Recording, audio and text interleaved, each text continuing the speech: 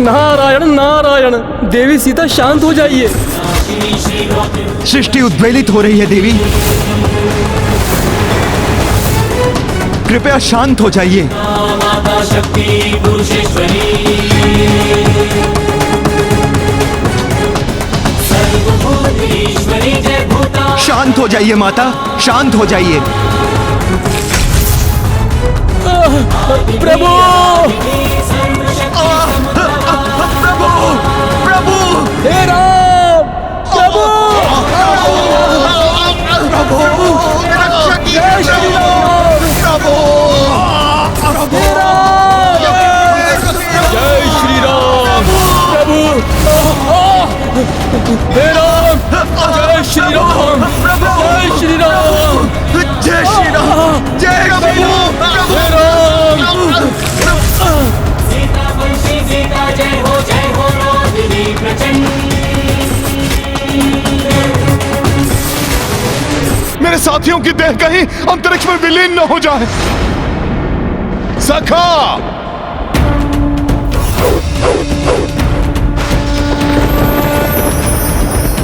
हनुमान, क्रोध की ज्वाला महाभयंकर होती है। वो दूसरों को ही नहीं, स्वयं को भी भस्म कर देती है।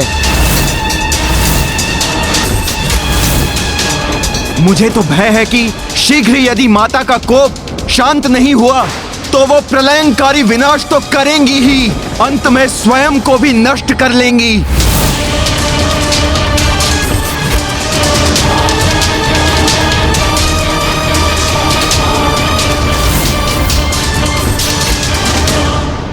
नहीं, मैं ऐसा नहीं होने दूंगा।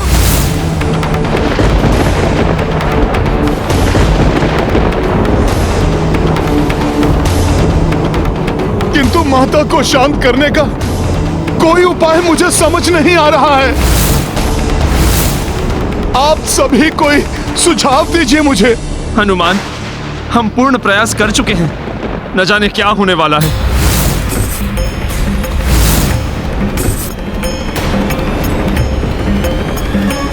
कोई तो उपाय होगा माता के इस क्रोध को शांत करने का। हाँ, एक माता ने बाल्यकाल में रक्त बीज के संहार की कथा सुनाते हुए बताया था मुझे कि उस समय माता पार्वती ने काली रूप धारण किया था। तब उनके ऐसे ही प्रलयंकारी कोप को शांत करने के लिए स्वयं महादेव को आना पड़ा था। यहां तक कि महादेव उनके चरणों में लेट गए थे।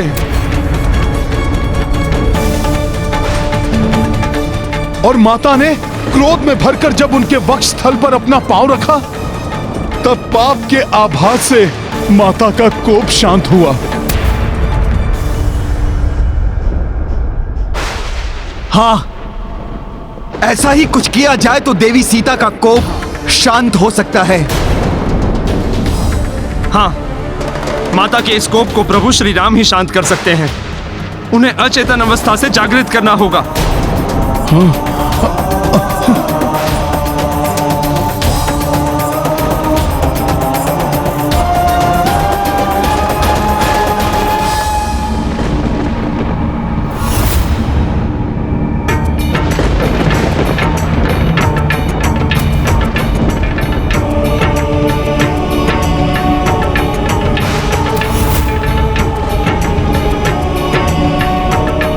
किंतु प्रभु तो स्वयं ही शक्ति क्षीण हो चुके हैं। वो कैसे माता की उद्विग्नता को शांत कर पाएंगे? नारायण नारायण। हाँ देवराज, देवी सीता का यह महाशक्ति रूप और भी रौद्र हो उठा है। कैसे करेंगे प्रभु ये?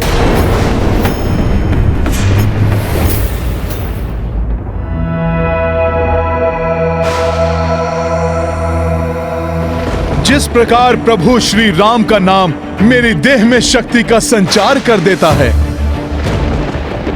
उसी प्रकार माता सीता का नाम भी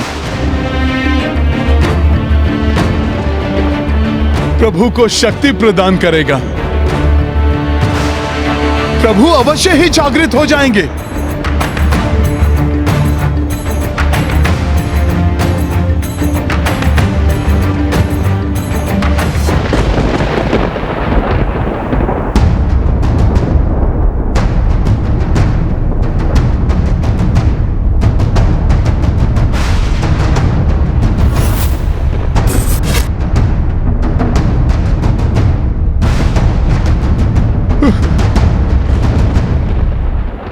प्रभु इस अचेतन अवस्था से जागिए।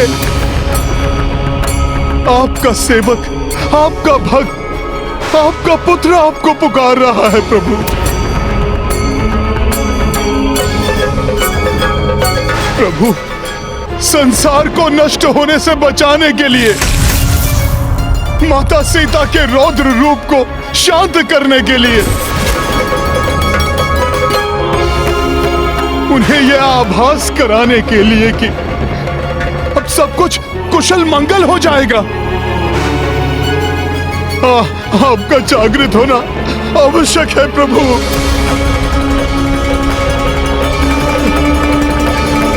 हे जगत के पालनहार प्रभु,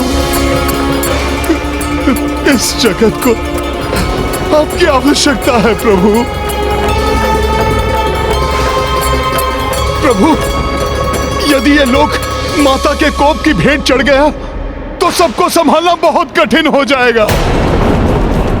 प्रभु उठिए, उठिए प्रभु।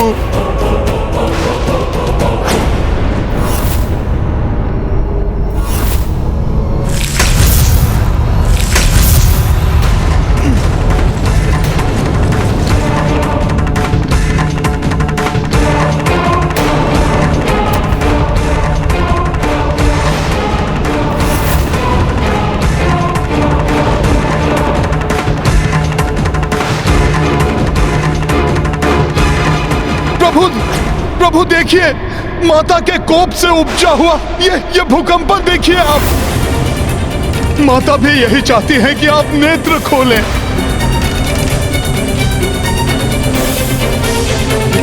अब आप ही इनके कोप को शांत कर सकते हैं।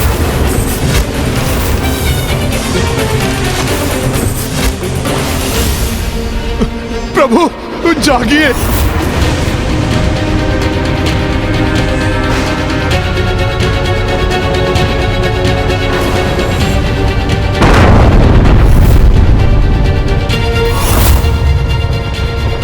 माता के इस महातांडव से तरंगित होकर ग्रह भी अपने मार्ग से हटने लगे हैं। प्रभु जागिए। प्रभु यदि आप मुझे अपना श्रेष्ठ भक्त मानते हैं, सच्चा सेवक समझते हैं तो मेरी पुकार सुनिए प्रभु। यदि आप चाहते हैं कि संसार का अनिष्ट ना हो और मेरे साथ कुछ अनर्थ ना हो, यदि आप चाहते हैं कि माता सीता सकुशल रहे,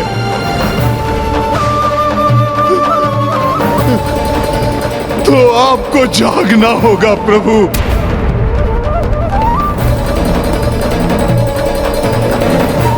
माता सीता की कुशलता के लिए जागिए प्रभु।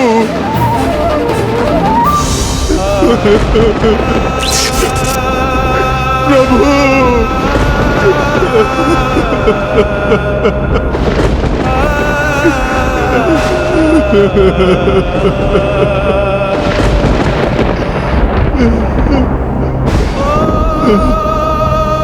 प्रभु जागिए, प्रभु जागिए, प्रभु जागिए, प्रभु जागिए।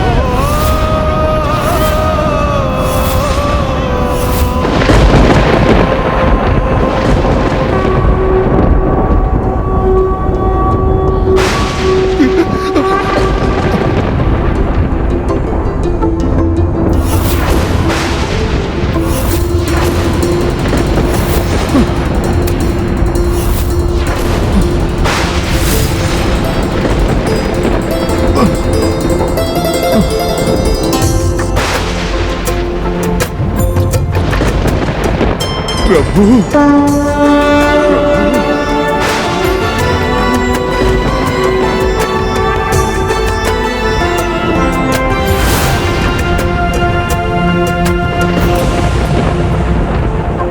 प्रभु आप सचेत हो गए हैं तो अब प्रलय का संकट भी टल जाएगा। माता सीता भी शांत हो जाएंगी। सीता कहाँ है सीते?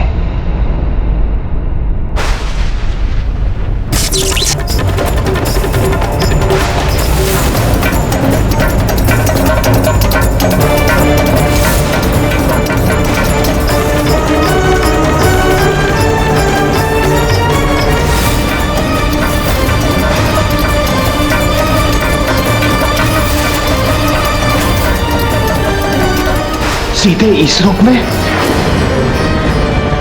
हनुमान,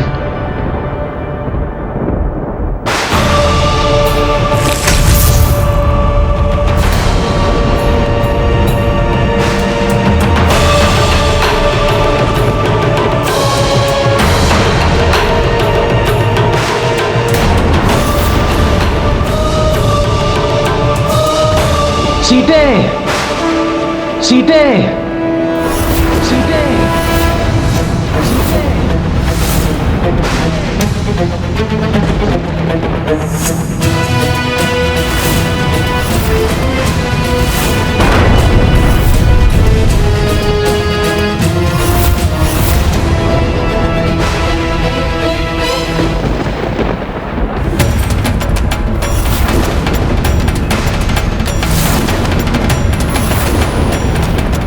यदि प्रभु श्री राम माता के इस प्रलयंकारी तांडव को शांत नहीं कर पाए तो ग्रह आपस में ही टकरा जाएंगे, सृष्टि का आधार ही नष्ट हो जाएगा।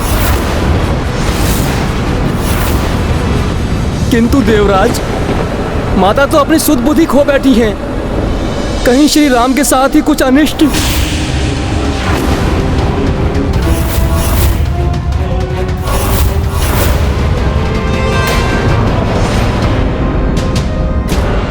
ये मंगल ग्रह एवं शनि ग्रह तो आपस में टकराने वाले हैं।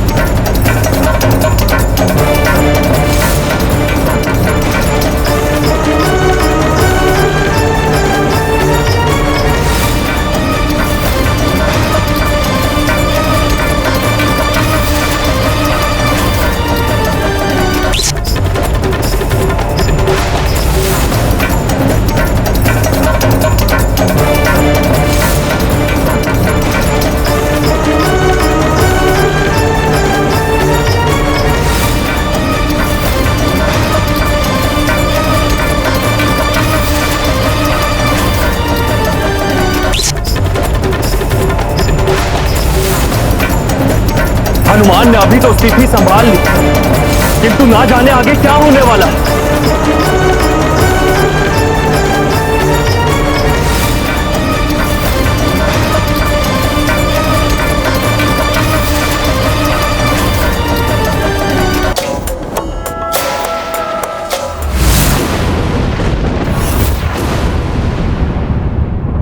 अब तो पृथ्वी भी अपनी कक्षा से हटने लगी है। यदि शीघ्र ही माता का कोप शांत नहीं हुआ तो बहुत बड़ा अनर्थ हो जाएगा।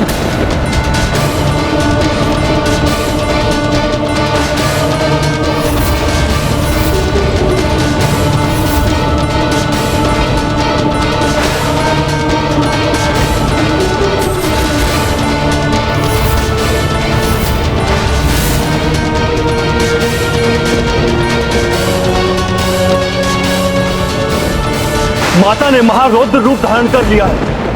सभी ग्रहों को ले जाएंगी माता।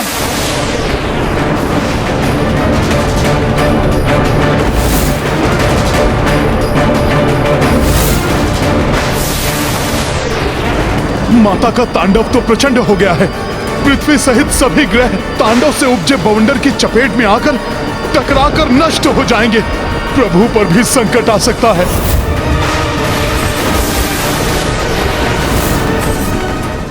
सीते, सीते, सीते, सीते, मेरी प्राण वल्लभा, मेरी प्राण वल्लभा। मेरी प्राण वल्लभ, प्राण वल्लभ।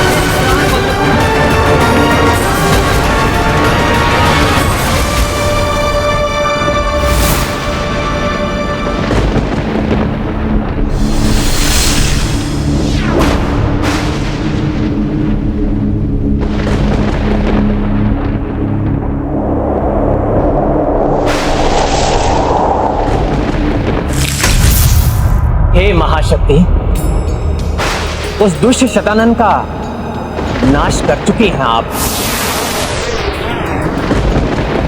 जिसके लिए आपने ये महाशक्ति रूप धारण किया था। अब इस शक्ति रूप को त्यागी देवी और मेरी प्राण वल्लभा चंद्रमा के समान शीतल एवं सौम्य सीते के रूप में पुनः आ जाए। आपके इस प्रचंड पराक्रमी रूप से समस्त जगत भयभीत हो उठा है। देखिए, आपका प्रिय पुत्र हनुमान कितना चिंतित है। आप अपना ये रौद्र रूप त्याग दीजिए देवी, त्याग दीजिए।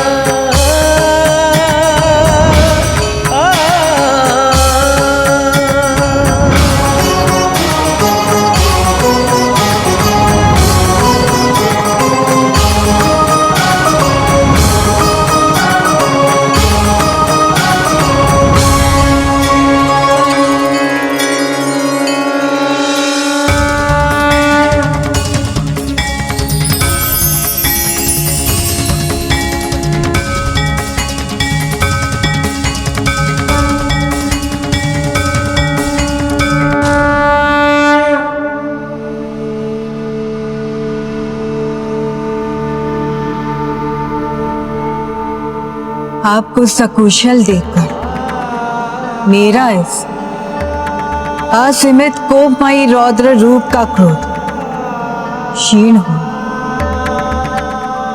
यह असंभव कार्य आपके कल्याणकारी दर्शन से ही संभव हो सका है। महाशक्ति के रौद्र रूप के ऐसे शांत दर्शन अति दुर्लभ है और इस रूप के दर्शन पाने वाला वरदान का अधिकारी हो जाता है। मैं आपको क्या इच्छित वरदान? देवी, मेरी तो मात्र दो ही प्रबल इच्छाएं हैं। प्रथम तो ये कि मैंने अपने जिन साथियों को इस महायुद्ध में खोया है उनका जीवन लौटा है, और द्वितीय वो जिन्हें मैं कभी खोना नहीं चाहता, वो मेरी प्राण वल्लभा सीता सदा मेरे हृदय में वास करे।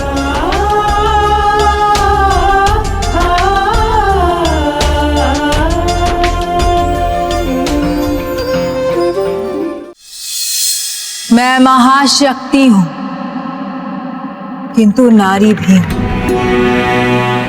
और नारी पत्नी और माता दोनों ही होती।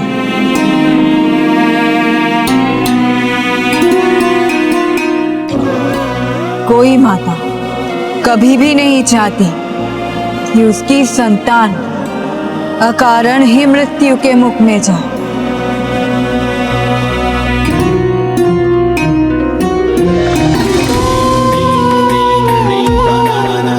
और पत्नी भी हूं, इसलिए आपकी द्वितीय इच्छा को भी अस्वीकार नहीं कर सकती। अब से सीता सदैव आपके हृदय में वास करेंगे। तथास्तु।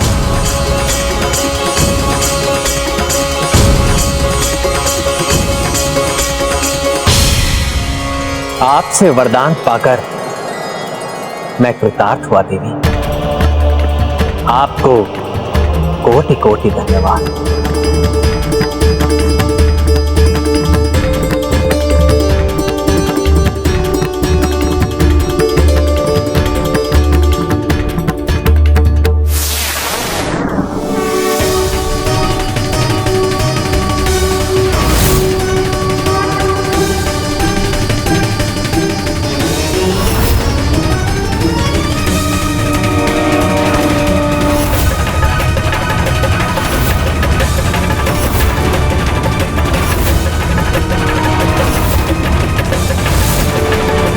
ये आभा कैसी? कहीं कोई अनिष्ट? नहीं नहीं नहीं नहीं, अब सब कुशल और मंगलमय ही होना चाहिए।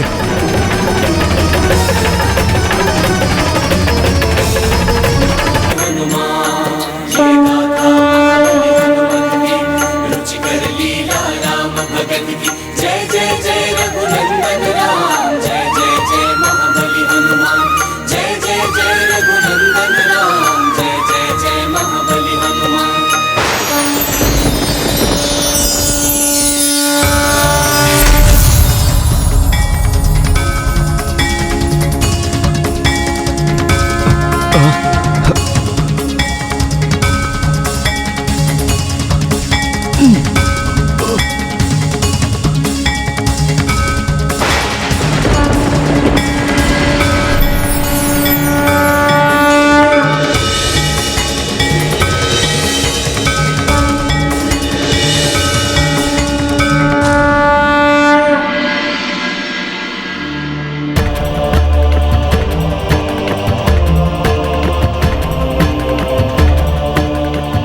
सीते,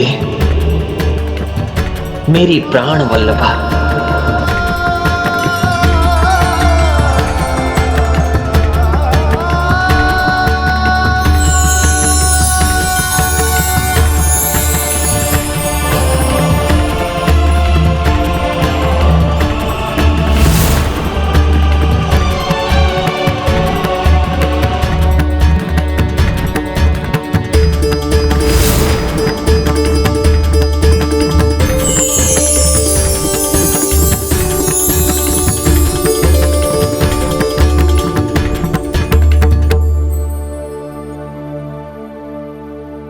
स्वामी, मेरे हृदय के देवता,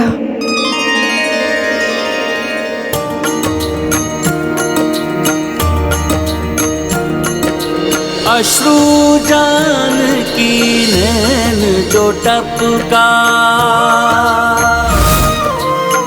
पूर्ववत भयो शतानन लोका।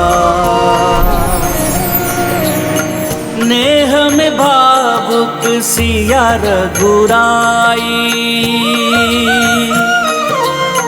सबहु देव पुलकित हर्षाई। सिया राम जय हनुमान।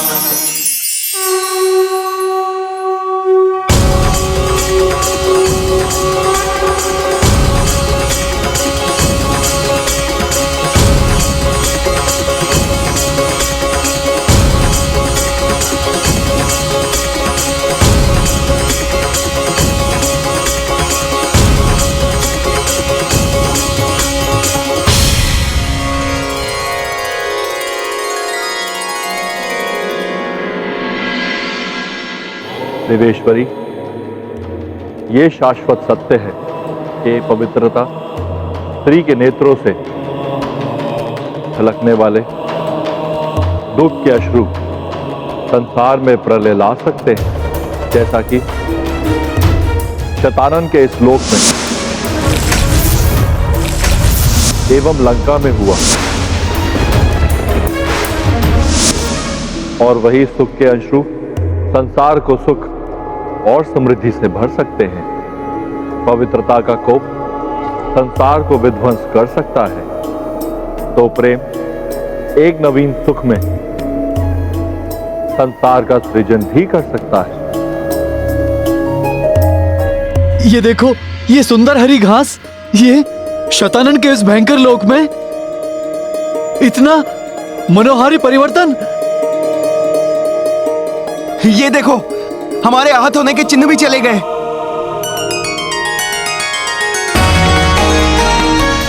प्रभु श्री राम की, प्रभु श्री राम की, प्रभु श्री राम की, प्रभु श्री राम की, प्रभु श्री राम की, प्रभु श्री राम की। माता जानकी की, माता जानकी की।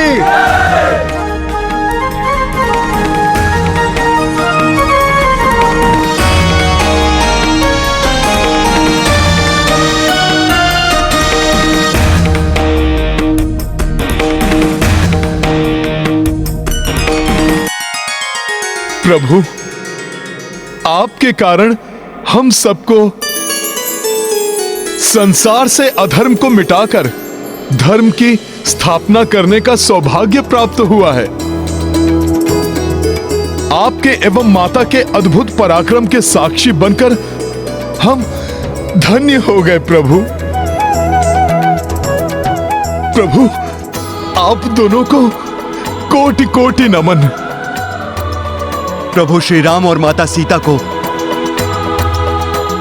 हम सब की ओर से कोटि कोटि नमन।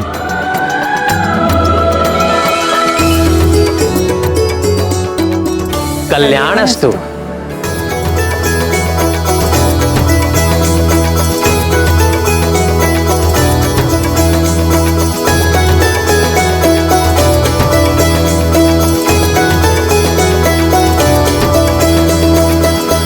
प्रभु, कुछ समय पूर्व शतानंद का जो लोक भयावह प्रतीत हो रहा था, अब स्वर्ग की भांति सुंदर एवं शांत दिखाई देने लगा।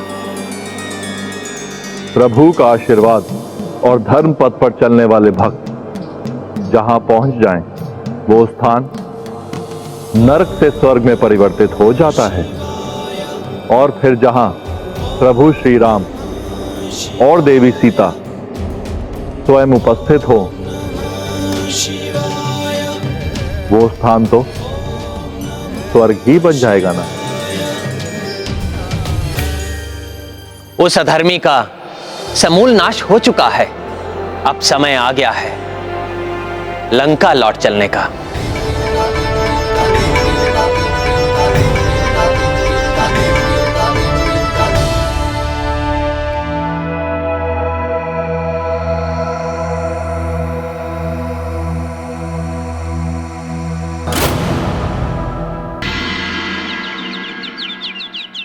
प्रभु,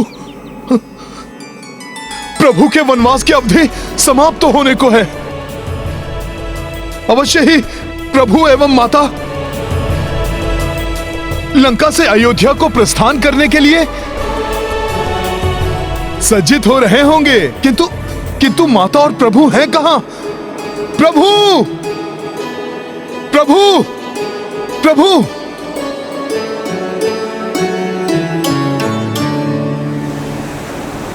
तो वहां है प्रभु माता के साथ।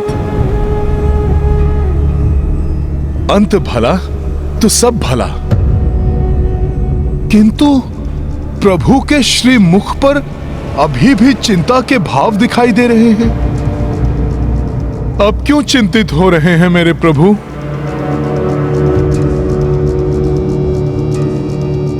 हाँ, बड़ा आनंद आएगा। मुझे आशा है प्रभु अवश्य इसके लिए स्वीकृति दे देंगे। किंतु महाराज, प्रभु से ये बात कहेगा कौन? मैं हनुमान से बोलता हूँ, वो प्रभु से बात करेंगे। हाँ, हनुमान, ये हनुमान कहाँ गए? प्रणाम प्रभु, प्रणाम माता। प्रभु, आपको चिंतित प्रतीत हो रहे थे। यदि आपको कोई चिंता है तो आप मुझे बताइए, मैं उसे दूर करने का प्रयास करूंगा। हनुमान, मुझे ज्ञात है कि तुम मेरे कार्य के लिए सदैव तत्पर रहते हो। प्रभु, तो फिर आप मुझसे मत छिपाइए। कृपया करके मुझे बताइए, वो क्या है जिसने मेरे प्रभु को चिंतित कर दिया? हनुमान, ये चिंता तुम्हारे प्रिय प्रभु राम की नहीं है, ये चिंता अयोध्या के होने वाले राजा राम की है। एक साधारण नर के उत्तरदायित्व और एक राजा के उत्तरदायित्व में बहुत बड़ा अंतर होता है हनुमान। राजा बनना मेरे लिए एक बहुत बड़ी परीक्षा होगी। प्रभु, आपका नाम ही बड़ी से बड़ी परीक्षा को सुगम्य कर देता है, फिर आपको कैसी चिंता? हनुमान, सिंहासन पर बैठने के साथ ही मुझे अनेकों उत्तरदायित्व संभालने होंगे, अनेकों राजधर्म निभाने पड़ते हैं एक राजा को, जो किसी परीक्षा से कम नहीं होते। प्रभु, संसार साक्षी है कि आपने अपना पुत्र धर्म, पति धर्म और मित्र धर्म भली भांति निभाया है, तभी तो सब आपको मर्यादा पुरुषोत्तम कहते हैं। फिर आप राजधर्म को लेकर इतने चिंतित क्यों हैं? हनुमान, एक अच्छा राजा वही होता है जो स्वयं को प्रजा का शासक नहीं, सेवक समझे। राजा के लिए सुख वैभव भोगना बहुत सरल है, किंतु वास्तव में राजधर्म निभाना बहुत कठिन है, बहुत कठिन है हनुमान। प्रभु, मैं कुछ समझा नहीं। हनुमान, देवी सीता को अग्नि परीक्षा क्यों देनी पड़ी, जबकि मुझे उनकी पवित्रता पर पूर्ण विश्वास था, किंतु संसार को दिखाने के लिए सीता को अग्नि परीक्षा देनी पड़ी। इसी प्रकार भविष्य में मुझे भी कड़ी परीक्षा देनी पड़ेगी। इसके लिए मुझे स्वयं को तैयार करना है। प्रभु, आपका ये तुच्छ सेवक इतना अवश्य जान गया है कि मेरे प्रभु के राजकाज को ये संसार सदियों तक स्मरण रखेगा। राम राज एक सुखमय राज का परिचायक होने वाला है। ऐसा तुमने कैसे जान लिया? किंतु माता, जहां का राजा राजा बनने से पूर्व ही राजधर्म की, प्रजा के सुख दुख की चिंता करने लगे, माता, तो यह निश्चित है कि उनके राज में प्रजा सुख और समृद्धि से भरपूर रहेगी।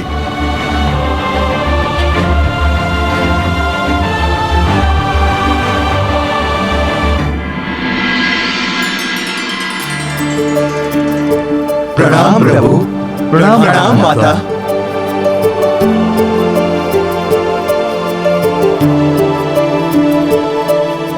प्रभु, स्वर्ग के समान सुख में उस राम राज्य के दर्शन करने के लिए हम सब वानर भी बहुत उत्सुक हैं। प्रभु, सभी आपके साथ अयोध्या जाना चाहते हैं। हाँ हाँ, हम भी अयोध्या जाएंगे प्रभु, हमें भी अपने साथ ले चलिए। हाँ हाँ प्रभु, हम भी अयोध्या जाएंगे। हमें भी अपने साथ ले चलिए। हाँ हाँ प्रभु, हम भी अयोध्या जाएंगे। प्रभु, हर्ष से प्रफुल्लित आपकी सेना आपको राजा राम के रूप में देखने को उतावली हो रही है।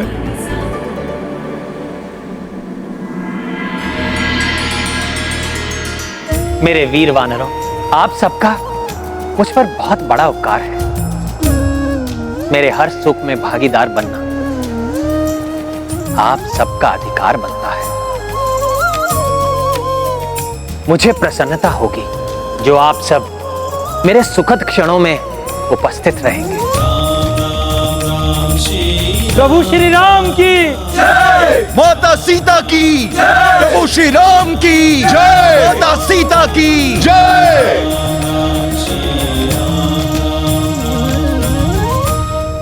यदि वनवास की अवधि समाप्त होने के सूर्यास्त तक आपने एक भी दिन का विलंब किया तो आप अपने अनुज भारत को जलती हुई चिता में देखेंगे भैया।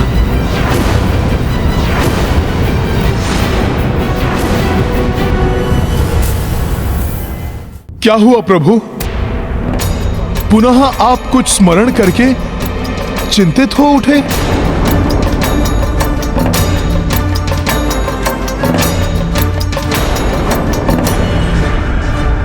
हनुमान, वनवास की अवधि में मात्र 2 ही दिन शेष रह गए हैं।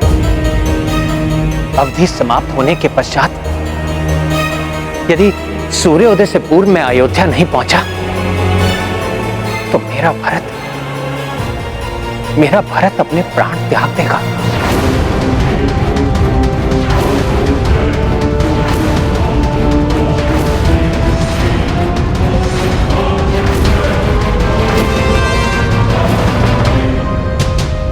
हाँ प्रभु, ये तो बड़ा ही कठोर प्रण ले लिया था भरत भैया ने। हाँ हनुमान, वनवास के आरंभ में जब मैं चित्रकूट के कामदगिरी पर स्थित वन में निवास कर रहा था तो मेरे पिताश्री महाराज दशरथ के अंतिम संस्कार के पश्चात भरत मुझे अयोध्या वापस लेने के लिए आया था।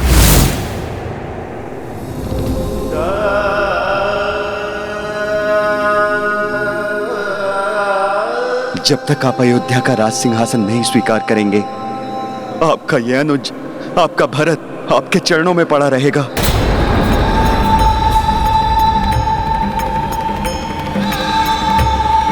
भरत, तुम्हारे निश्चल प्यार का मैं अनादर नहीं करना चाहता,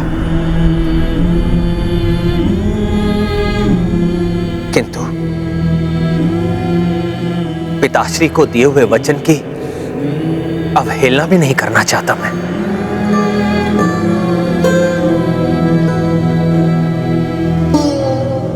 इसलिए मैं वचन देता हूं कि मैं 14 वर्ष पश्चात लौटकर अयोध्या का राजपद स्वीकार कर लूंगा, किंतु तब तक अयोध्या का राजपाट तुम्हें ही संभालना होगा। तो भैया, आपको भी मेरा एक निवेदन स्वीकार करना होगा। अगले 14 वर्षों तक अयोध्या के राज सिंहासन पर मैं नहीं, आपकी चरण पादुका ही विराजेगी। मान जाइए भैया।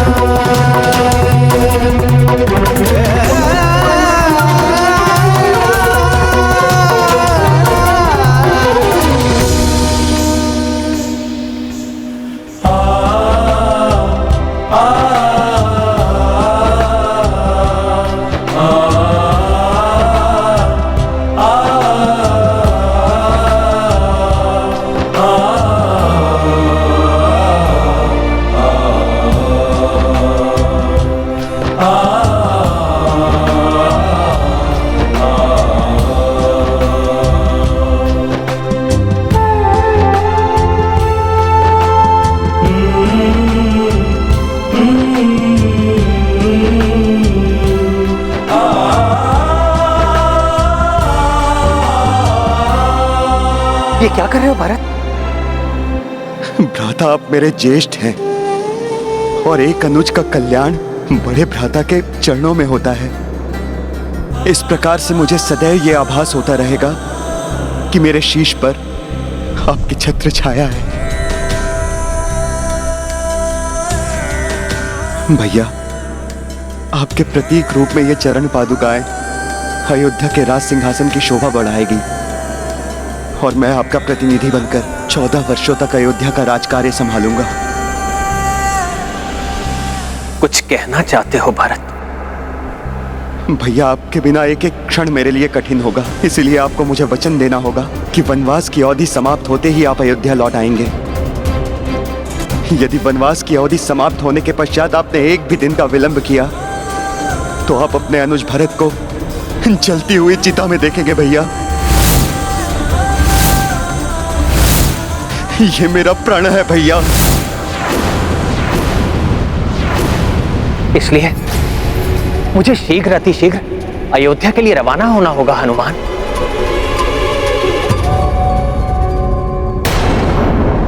मुझे शीघ्र अतिशीघ्र अयोध्या के लिए रवाना होना होगा हनुमान, जिससे कि आज से तृतीय दिवस की प्रातः तक हम अयोध्या में हों।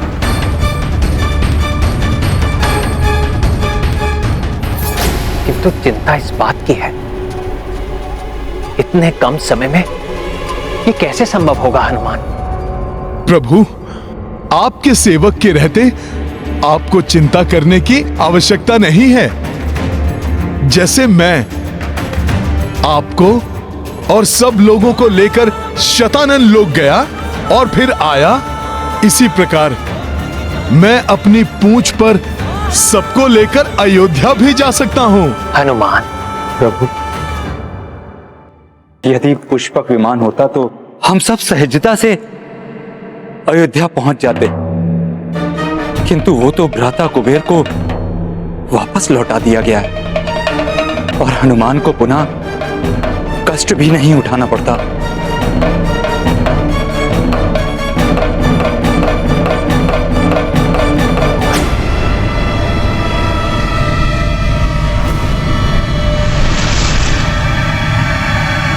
वो क्या है?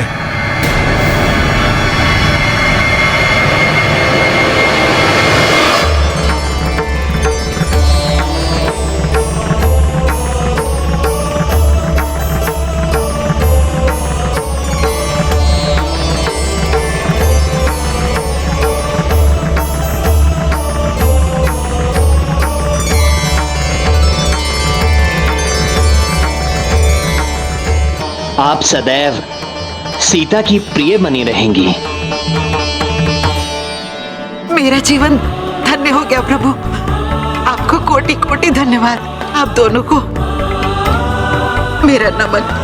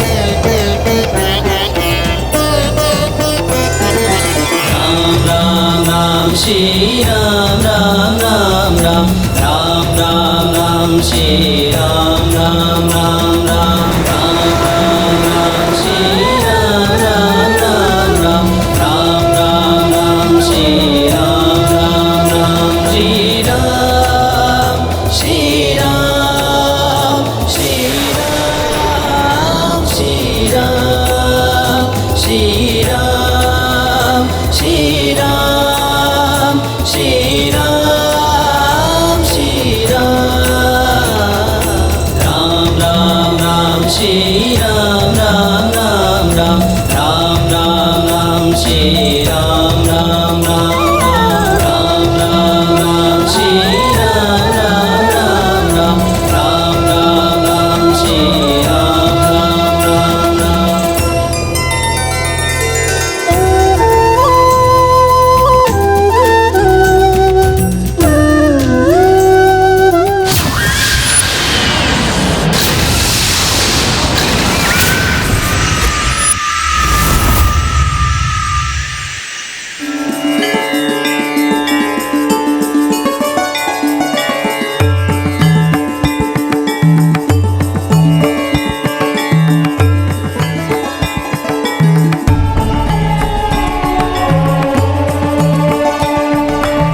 जननी जन्म भूमिश्व स्वर्गादपि गरीयसी।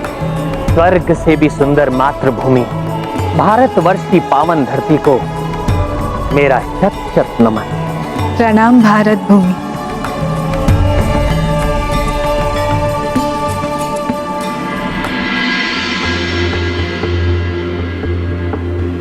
हमारी मातृभूमि का सब पर बड़ा उपकार होता है।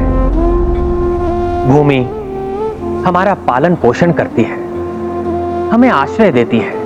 भारतवर्ष की ये पवित्र भूमि देव भूमि है, जिसकी धरा संसार का नाभि स्थल है, जो मनुष्य को तप आदि सत्कर्मों के बल पर ईश्वर का भी साक्षात्कार करा देती है।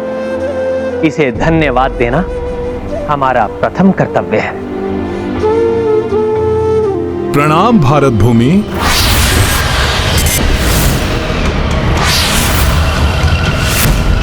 वहां क्या है?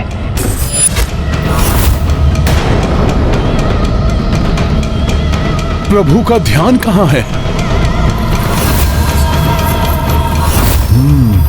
कोई है वहां, किंतु कौन हो सकता है जो कभी दिखाई देता है, कभी लुप्त हो जाता है? सावधान साथियों,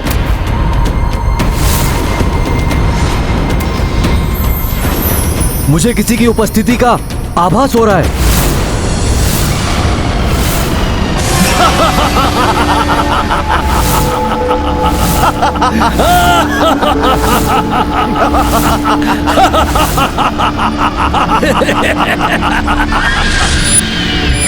ये तो पिशाच प्रतीत हो रहे हैं।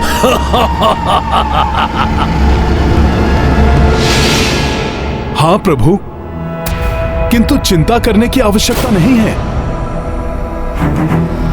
ये हम में से किसी के भी निकट आने का साहस नहीं कर सकते। हाँ प्रभु श्री राम, हनुमान का कथन सत्य है। हनुमान को पिशाचों पर विजय प्राप्त है। जहाँ हनुमान होंगे या इनका नाम होगा, वहाँ किसी को पिशाच बाधा कभी नहीं हो सकती। तो फिर यहाँ आने का दुस्साहस कैसे कर रहे हैं ये? तुम सबका इतना दुस्साहस? किस प्रयोजन से आए हो तुम यहाँ? हम किसी अनिष्ट के उद्देश्य से यहाँ पर नहीं आए। अभी तो अनिष्ट तो किया है प्रभु श्री राम ने।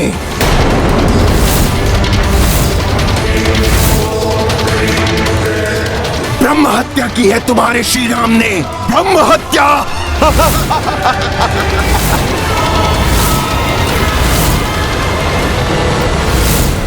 ब्रह्म हत्या, और इस ब्रह्म हत्या का पाप तो लगेगा। और तुम सब इस पाप में भागीदार हो। तुम सब, और तुम सब इस महापाप के फलस्वरूप ब्रह्म राक्षस बनोगे। ब्रह्म राक्षस। और तुम सबको हमारे ही पास आना पड़ेगा। और हमारी ही तरह गति होगी। तुम सबकी हमारी ही तरह गति होगी।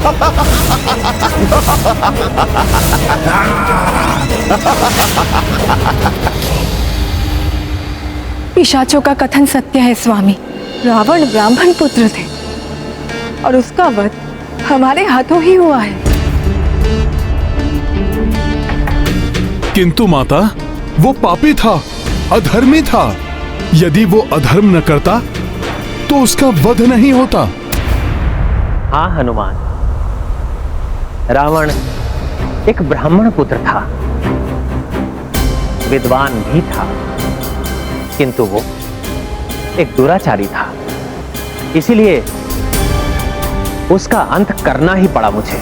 प्रभु, यदि ये महापातक है, तब तो हम सब भी इस महापातक के भागी हैं। किंतु तुम सबका नेतृत्व मैं ही कर रहा था, इसलिए महापातक का दोषी मैं ही हूं। यदि किसी प्रकार मैं इस दोष से मुक्त हो गया, तो तुम सब भी इस दोष से मुक्त हो जाओगे। परंतु स्वामी, यह आवश्यक है कि राजा बनने से पूर्व आप ब्रह्म हत्या के दोष से स्वयं को मुक्त कर लें। हाँ सीते, इस ब्रह्म हत्या के दोष से मुझे मुक्त होना ही होगा, अन्यथा ये कुरीति आरंभ हो जाएगी कि कोई भी राजा या शक्ति से संपन्न व्यक्ति किसी भी विद्वान का वध कर देगा। विद्वानों और ब्राह्मणों का वध निषिद्ध ही रहना चाहिए। प्रभु श्री राम भगवान शिव सर्वपातक हरता हैं। उनकी कृपा हो गई तो ब्रह्म हत्या के दोष से मुक्ति मिल सकती है। आपका कथन सर्वथा उचित है जामवंत जी। मेरे वीर वानरों, हम सबके शीश पर जो ब्रह्म हत्या का दोष है उसे मिटाने के लिए हम भगवान शिव के आत्मलिंग की पूजा करेंगे।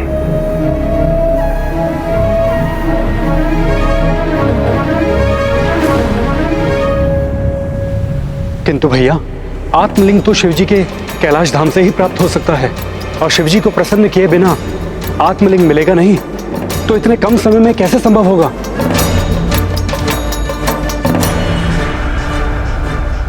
उसकी चिंता मत कीजिए लक्ष्मण भैया, मैं हूं ना। भोले बाबा मुझे मना नहीं करेंगे। मैं समय रहते ही भोले बाबा का शिवलिंग लेकर आ जाऊंगा। हनुमान कुछ अत्यधिक आत्मविश्वास से भर गए हैं। उनके इस आत्मविश्वास से अभिमान झलक रहा है, जो कदाचित युद्ध में हनुमान के पराक्रमों के कारण प्राप्त विजय से उपजा है। इतना सहज नहीं है हनुमान मेरे प्रभु का आत्मलिंग प्राप्त करना। प्रभु, मेरी गणना के अनुसार महादेव की पूजा के लिए कल प्रातः सूर्योदय के पश्चात का मुहूर्त सर्वश्रेष्ठ होगा, किंतु ये मुहूर्त कुछ ही क्षणों के लिए होगा। उचित है जामवंत जी। हनुमान, तब तक तुम्हें महादेव का आत्मलिंग लेकर आना होगा। ऐसा ही होगा जामवंत मामा। आप सब पूजा की व्यवस्था आरंभ कीजिए। मैं मुहूर्त के पूर्व ही भोलेनाथ जी का आत्मलिंग लेकर लौट आऊंगा। इतना अभिमान उचित नहीं है हनुमान। आइए हम सब पूजा की व्यवस्था करें।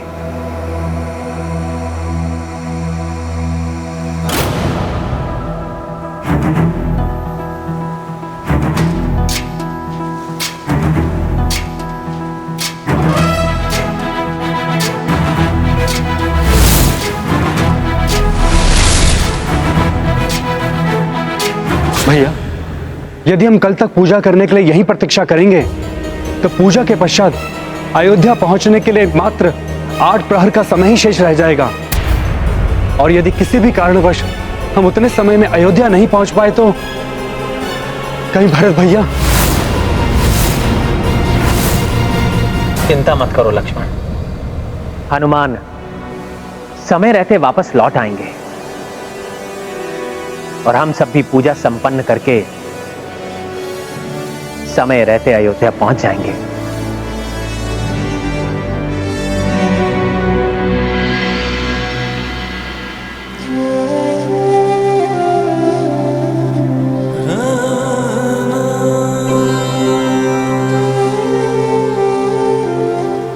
भरत भैया, किसी भी कारणवश यदि राम भैया को यहाँ तक पहुँचने में विलंब हो गया तो? वचन दिया है राम भैया ने मुझे, वो कदापि विलंब नहीं करेंगे।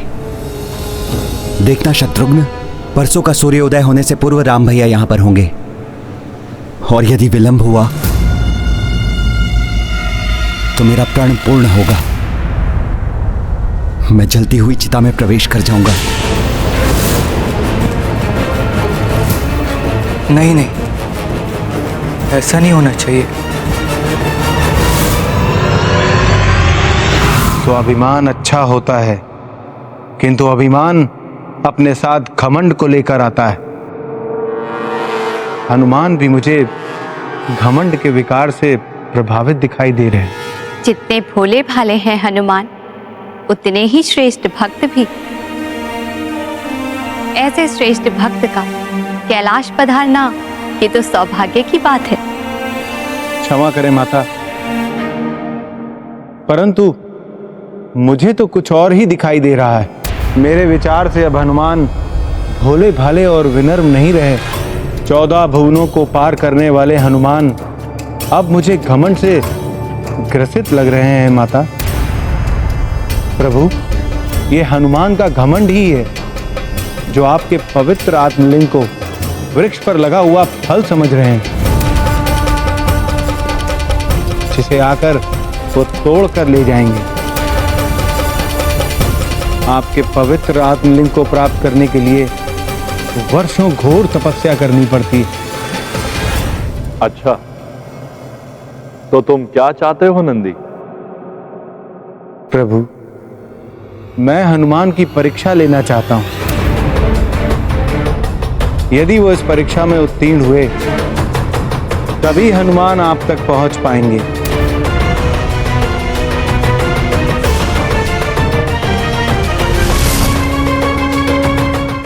हनुमान, तुम्हें तो बहुत कठिन परीक्षा देनी होगी,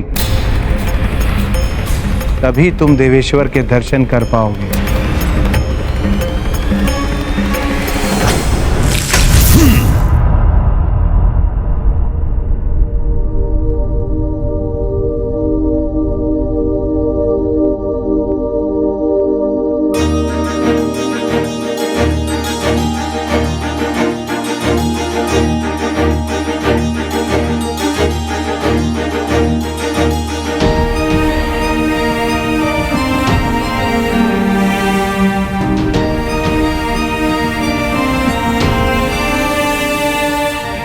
मेरे भोले बाबा के धाम कैलाश पर्वत की पवित्र भूमि, मेरा नमन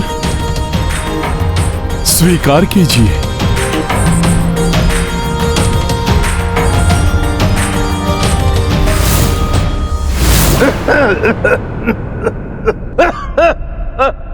कौन है जो भगवान भोलेनाथ के इस पवित्र भूमि में पीड़ा से तड़प रहा है?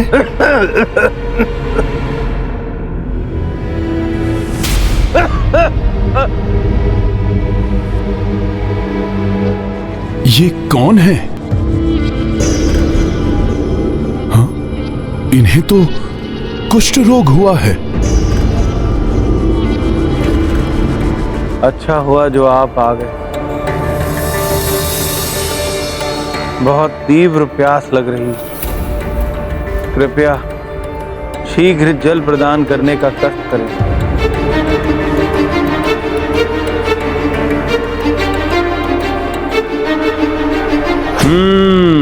तो मेरा अनुमान सत्य ही था। हनुमान प्रभु श्री राम के प्रिय सेवक हो, इसीलिए इतना घमंड हो गया है तुम्हें कि एक कोढ़ी की सहायता किए बिना ही चल दिए।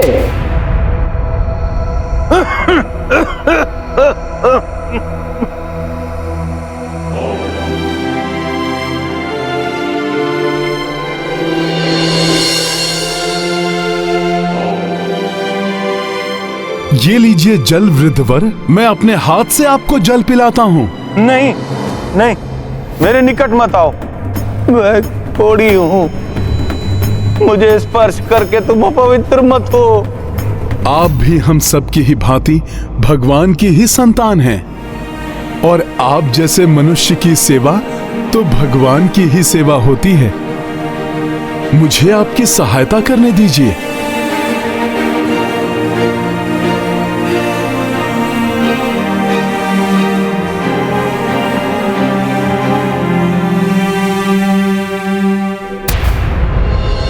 गुरुवर सूर्यदेव अस्ताचल की ओर जा रहे हैं। मुझे शीघ्र ही अपना कार्य भी संपन्न करना है।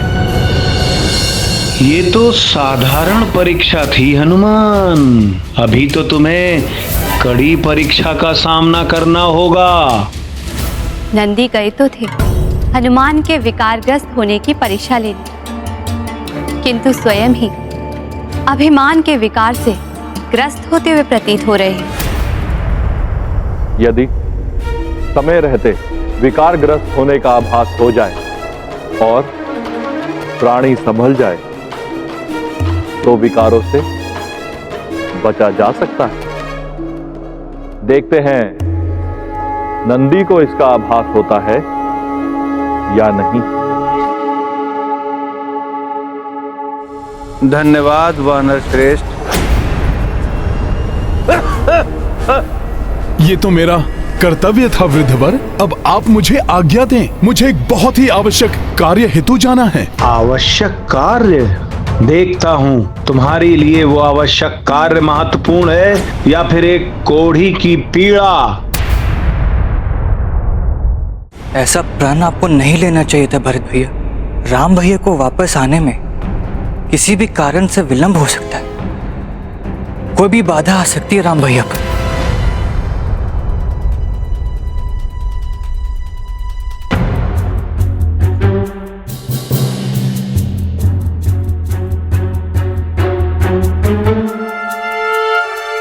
भैया श्री राम लौट कर आ रहे हैं या नहीं, ये सुनिश्चित करने के लिए चहु और मैंने अपने दूत भेजे हैं। उनसे हमें ज्ञात हो जाएगा कि भैया निकट ही हैं या नहीं। किंतु भैया अभी तक हमें किसी से कोई सूचना प्राप्त नहीं हुई है। मात्र 1.5 दिन ही तो शेष है। वैसे भी राम भैया लौटकर आएंगे, भले ही विलंब से आए। इसलिए आप अपना प्रण वापस ले लीजिए भैया। शत्रुघ्न, संसार यही मानता है, रघुकुल रीति सदा चली आई, प्राण जाए पर वचन न जाए। भरत का वचन भी अडिग है।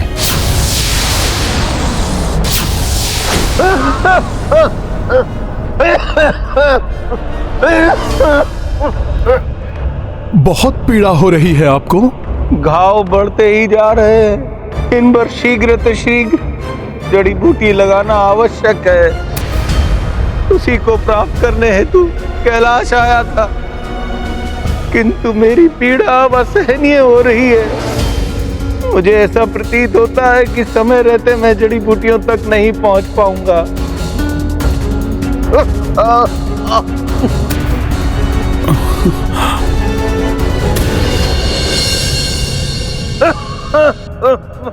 समय रहते आत्मलिंग लेकर नहीं पहुंचा तो मेरे प्रभु ब्रह्मदोष के पातक से मुक्त नहीं होंगे। और यदि इन वृद्ध वर्ग की सहायता नहीं की तो परोपकार धर्म से विमुख होने का दोष लगेगा। क्या करूं मैं? अब सिद्ध हो जाएगा कि हनुमान की ये सेवा मात्र ढोंग थी या सत्य में ही परोपकार धर्म पर अडिग है हनुमान।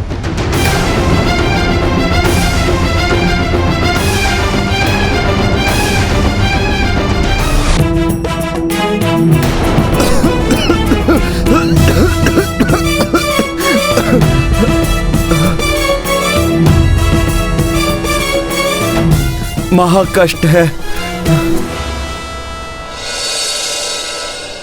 ये गाथा महाबली हनुमत की, रुचिकर लीला राम भगत की। जय जय जय रघुनंदन राम, जय जय जय महाबली हनुमान। क्षण भर में कपि बूटी लाए, हस्त से पीसी लेप लगाए।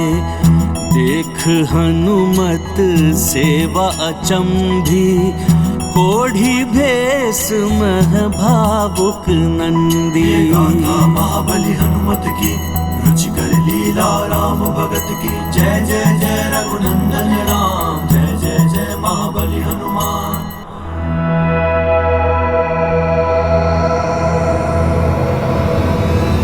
बस हनुमान बस।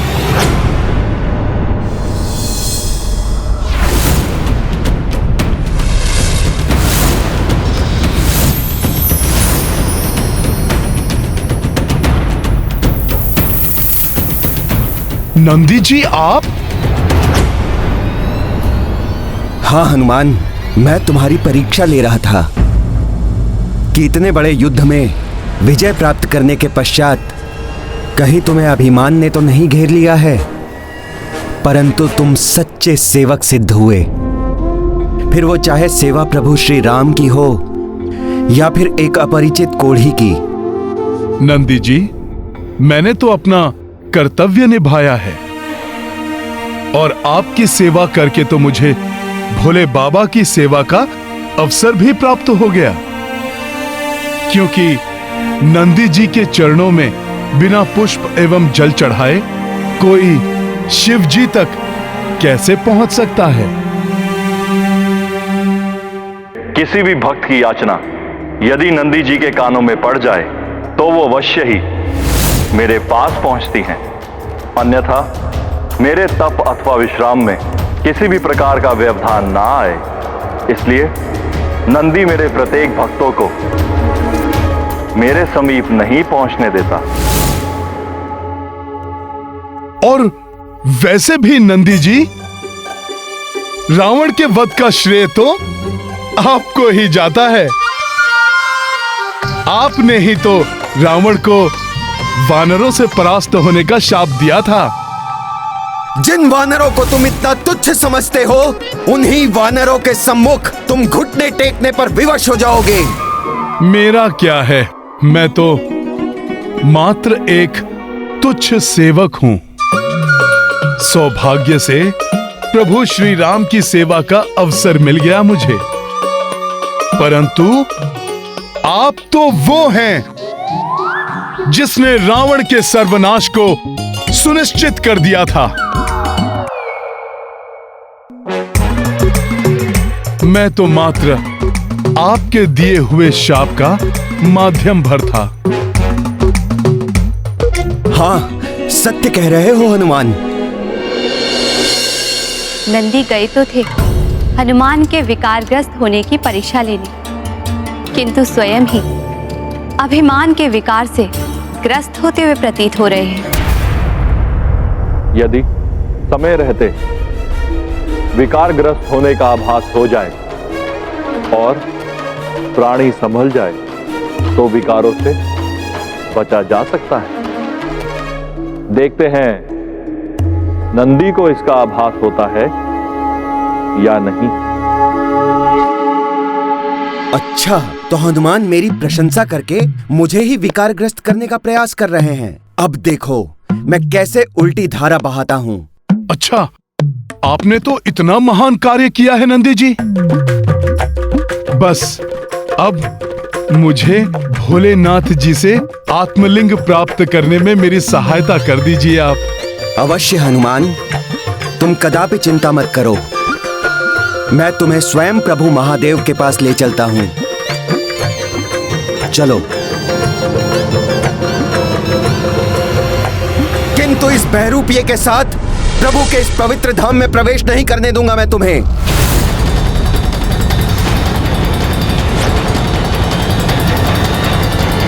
ये क्या, यहां भी नंदी जी और वहां भी नंदी जी?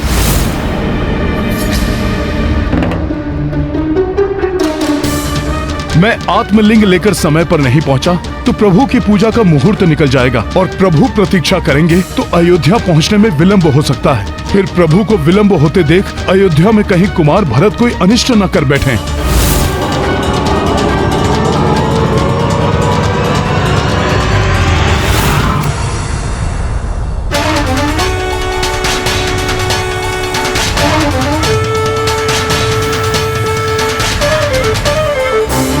मेरा रूप धारण करके मुझे ही बहरूपिया कह रहे हो मायावी?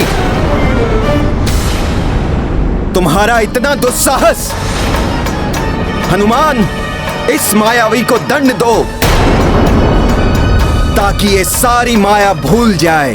हनुमान, जब से तुम यहां आए हो तब से ये तुम्हारे साथ छल कर रहा है। पहले कोढ़ी बना, फिर मेरा छद्म रूप धारण कर लिया इसने। इसे छोड़ो, मैं तुम्हें प्रभु के पास ले जाऊंगा। छल करने का प्रयास तुम कर रहे हो हनुमान के साथ। इसकी बातों में मत आना हनुमान, कोई मायावी है ये।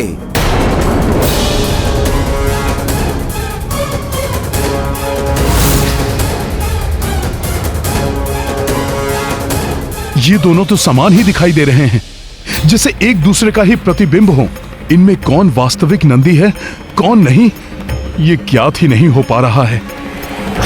तुम हनुमान के कार्य में अनावश्यक रूप से विलंब करा रहे हो। लेकिन क्या करूं मैं, किनकी बात मानूं? आप दोनों तो पूर्णतया एक समान ही दिखाई दे रहे हैं। हनुमान, ये तुम्हारे महत्वपूर्ण कार्य में विलंब कर रहा है। मेरा विश्वास करो, इस छद्म को यहाँ से दूर कहीं अनंत में फेंक दो। हनुमान, भोलेनाथ तक मैं तुम्हें ले जाऊंगा, किंतु उससे पहले तुम इस बहरूपिये को मेरे सम्मुख से हटा लो, अन्यथा यदि मुझे क्रोध आ गया तो अनर्थ हो जाएगा। मेरे क्रोध से परिचित होना तुम चलिए, सारी सृष्टि को हिलाकर रख दूंगा मैं। हनुमान मेरे क्रोध से भली भांति परिचित है। इनकी बाल अवस्था में क्या हुआ था इन्हें सब स्मरण है।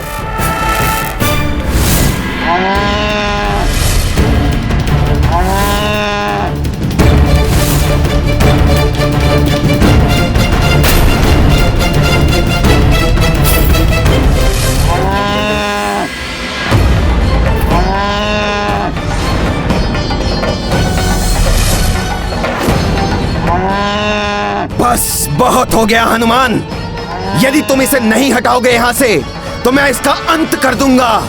तो आ जाओ, मैं भी देख लूं कि अंत तुम्हारा मैं करता हूँ या तुम मेरा। किंतु मेरे क्रोध की ज्वाला में यदि ये सृष्टि भी भस्म होने लगे तो मुझे दोष मत देना हनुमान।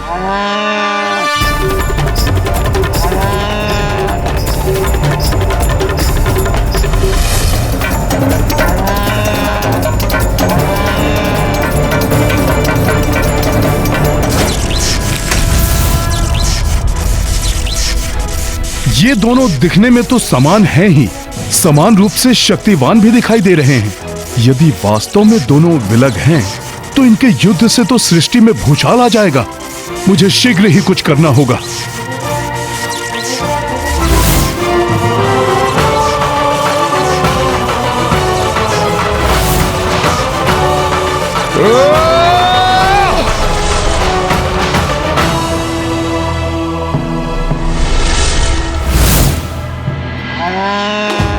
रुक जाइए, मैं जान गया हूं कि कौन वास्तविक नंदी है।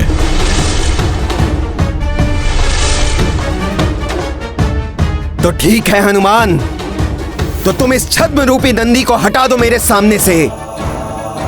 ऐसा ही होगा,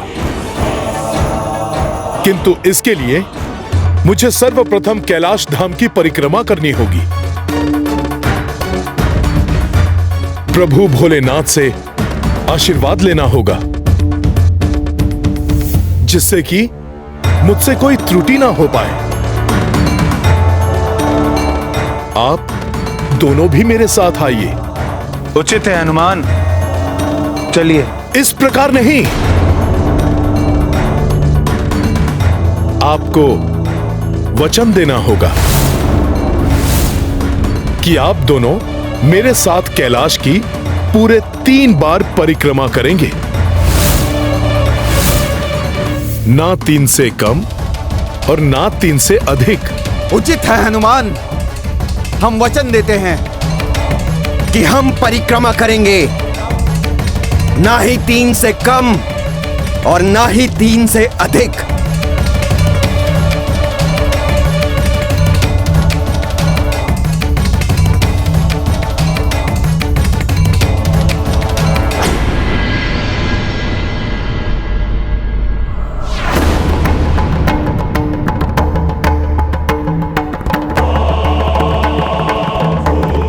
ओम तत्पुरुषाय विद्महे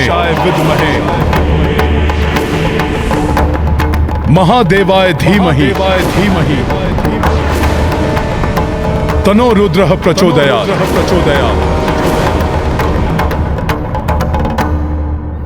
ओहो, हनुमान ने तो अपने बुद्धि चातुर्य से हमें ही उलझा लिया और हम समझ ही नहीं पाए।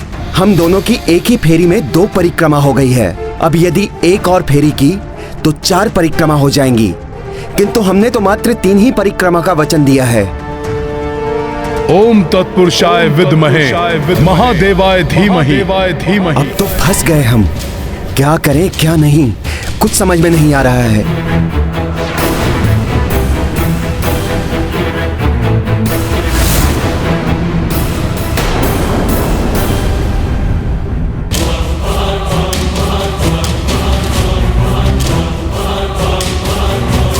क्या हुआ नंदी जी? आप दोनों रुक क्यों गए? परिक्रमा क्यों नहीं ले रहे हैं? आप दोनों ने तो 3 परिक्रमा लेने का वचन दिया है, ना 3 से अधिक और ना ही 3 से कम। मैं तो हनुमान की कड़ी परीक्षा लेने वाला था, यहाँ तो हनुमान ही मेरी परीक्षा लेने लगे। कैलाश धाम में होकर भी, मेरे भोले बाबा के भक्त होकर भी, 3 परिक्रमा का वचन देकर भी अब आप वचन तोड़ रहे हैं।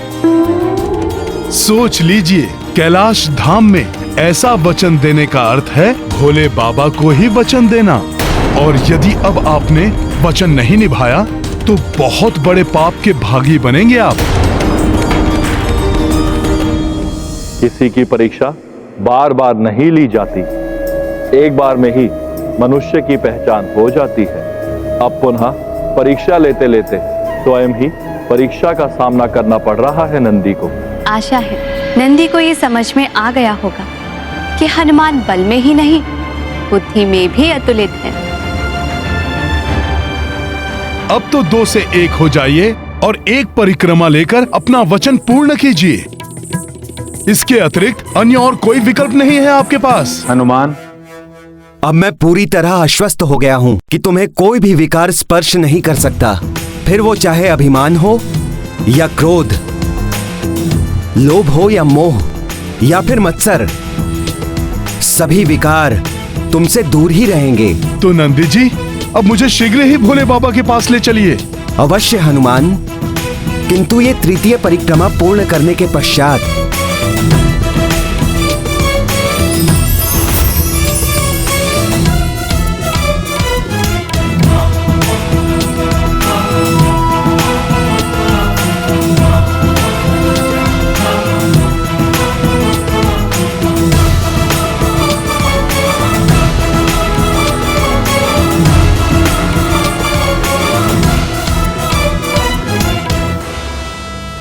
प्रणाम भोले बाबा, प्रणाम माता। कल्याणमस्तु। अब तो तुम्हारी शंका का समाधान हो गया ना नंदी?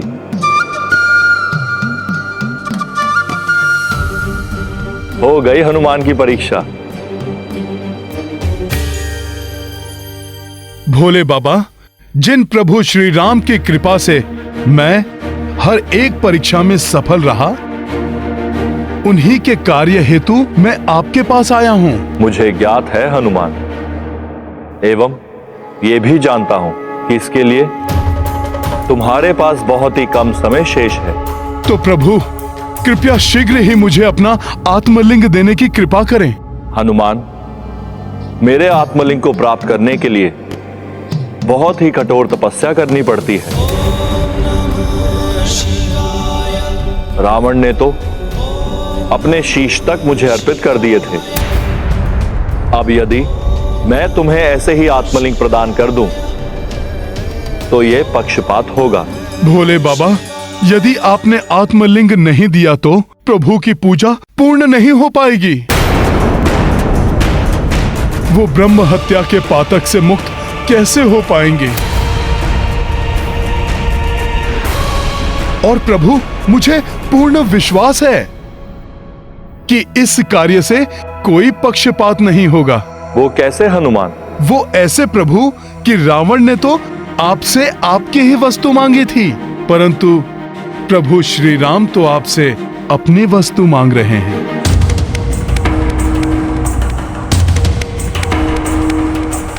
तुम कहना क्या चाहते हो हनुमान? माता, भोले बाबा 8वां प्रहर प्रभु श्री राम का नाम जपते हैं, अर्थात इनके हृदय में प्रभु श्री राम विराजते हैं, और भोले बाबा का आत्मलिंग इनके हृदय से ही तो उत्पन्न होता है। इस प्रकार तो आत्मलिंग प्रभु श्री राम का ही तो हुआ माता।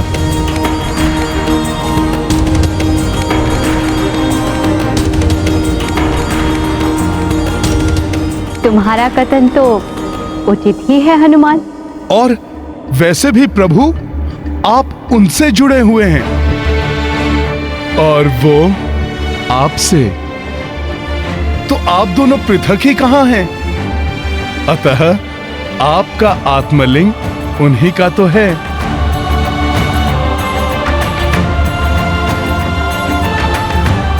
बुद्धि, शक्ति, भक्ति एवं विनम्रता में तुम अनुपम हो हनुमान। भक्ति की महिमा को तुमसे अधिक कौन समझ सकता है हनुमान? सच्ची भक्ति भक्त को भगवान से एकाकार कर देती है। तो एक सच्चा भक्त कैलाश धाम से रिक्त हाथ कैसे लौट सकता है? हनुमान अवश्य ही समय रहते लौट आएंगे। तब तक हम पूजा की पूर्ण व्यवस्था कर लेते हैं। प्रभु, मैं हवन सामग्री इत्यादि एकत्रित करता हूँ। मैं और नल पूजा के लिए पुष्प चुनकर ले आएंगे। प्रभु, मैं बेलपत्र एकत्रित करके आता हूँ। ठीक है, आप सब व्यवस्था आरंभ कीजिए।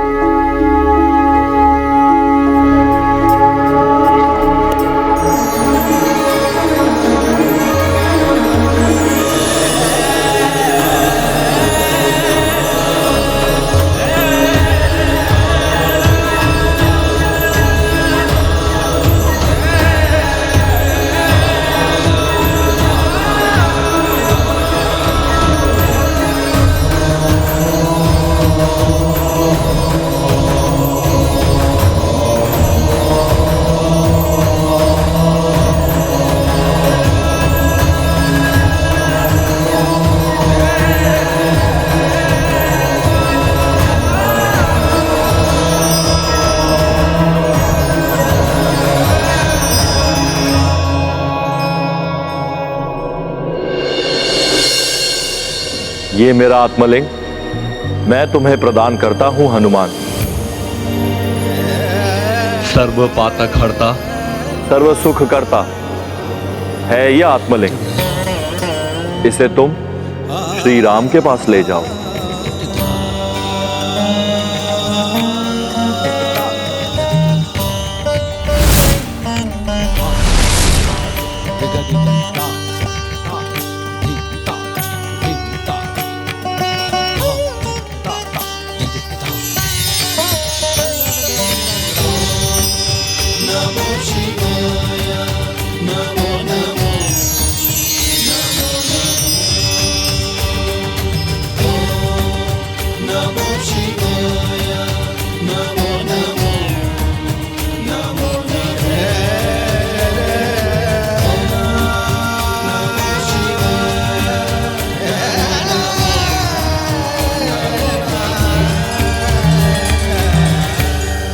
धन्यवाद भोले बाबा।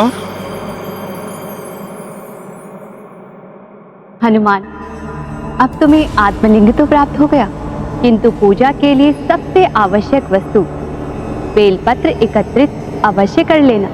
बेलपत्र? क्यों माता?